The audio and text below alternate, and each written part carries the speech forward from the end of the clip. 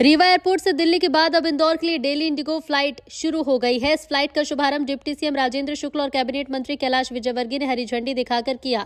इस सेवा से रीवा को इंदौर के जरिए 12 देशों की एयर कनेक्टिविटी मिलेगी। इसमें Thailand, UAE, Singapore, Vietnam, Indonesia और यूरोप के कई शहर शामिल हैं। इस दौरान मंत्री विजयवर्गीय ने कहा कि फ्लाइट विंध्य क्षेत्र के शिक्षा, पर्यटन और व्यापार को नई दिशा देगी। लोगों की आय और आवागमन सुविधा बढ़ेगी और ये सेवा आम लोगों की हवाई यात्रा को सुलभ बनाएगी। तेजी से आगे बढ़ नहीं पा रहा था।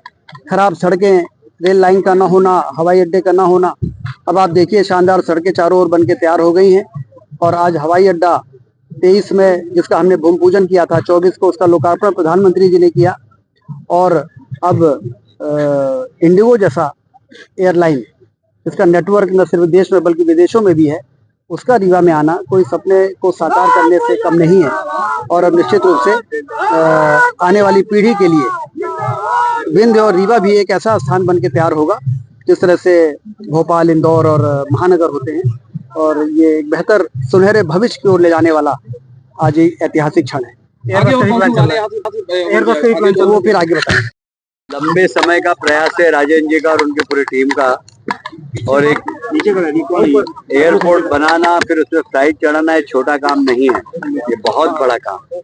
और मैं राजेंद्र जी को बधाई देता हूँ। ये सामान्य एक फ्लाइट नहीं है, ये पूरे विंध्य की व्यापार की उड़ान है, ये पूरे विंध्य की शिक्षा की उड़ान है, ये पूरे विंध्य की हर क्षेत्र की उड़ान है। और इसलिए विंध्य अब टेक ऑफ कर रहा है और ये टेक ऑफ हवाई जहाज के टेक ऑफ होने से उसकी स्पीड बहुत ज्यादा बढ़ गई है।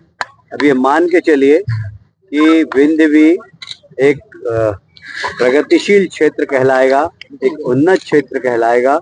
यहाँ का हर क्षेत्र में विकास की संभावनाएं अपार है और उस संभावनाओं को फलीभूत करने का काम राजेंद्र जी और उनकी टीम ने किया है। मैं राजेंद्र जी को बधाई देता हूँ, प्रदेश के मुख्यमंत्री जी को बधाई देता हूँ और हमारे प्रधानमंत्री जी जो हमेशा एक बात कहते हैं कि हवाई चप्पल पहनने वाला हवाई जहाज में घूमे। मैं आज हवाई चप्पल पहनने वाले 40 यात्रियों को भी लेकर आया हूँ मेरे साथ, जो हवाई जहाज में यात्रा करें, जिन्होंने जिंदगी में कभी हवाई यात्रा नहीं की, वो सब हवाई जहाज में बैठकर आए। शारदा मैया के दर्शन करेंगे, में दर्शन करके और कल जाएंगे। और यहाँ से भी धार्मिक पर्यटन बढ़ेगा, यहाँ का भी और मालवा का भी बढ़ेगा, क्योंकि वहाँ महाकाल है, वहाँ ओंकारेश्वर है, वहाँ महेश्वर है, वहाँ मांडव है। तो एक दूसरे के क्षेत्र में जब यातायात सुगम हो जाता है तो हर क्षेत्र में वृद्धि होती है। एक बार फिर से मैं राजेंद्र जी और उनकी टीम को बधाई। मनरेगा को लेकर के देश में बड़ी खींचतान मची हुई है।